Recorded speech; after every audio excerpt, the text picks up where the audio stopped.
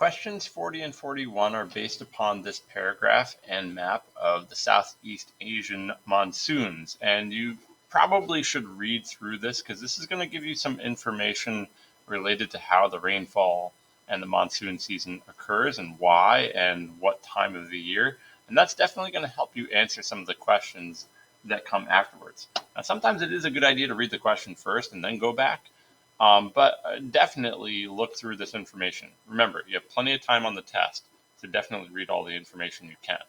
Now, in this case, one of the key bits of information regarding this question, how this heavy rain occurs in Cambodia and Thailand and why, is really related to where the wind is coming from and some of the topography of that area. So if you read through here, it says in the late spring, winds begin to blow from the southwest.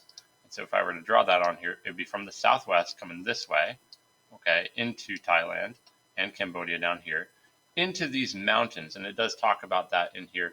The rainfall is blocked, partially blocked by the Annamite Mountains. And so we have something going on here that is important to this question. Why would this moisture fall over here? So if I were to draw this, and we'll start over again here. Let's clear the screen and just scroll down a little bit so we can look at the question. We have basically, here's the ground, and we have some mountains, the Annamite Mountains here, okay? And this air is coming in to Cambodia and Thailand, and as a result of running into the mountains, it actually has to go up. And this is called the orographic effect. So this air is obviously being forced upward, and as it gets forced up and over the mountains, you're going to form clouds because as the air rises, it has to cool down because it's at a higher altitude.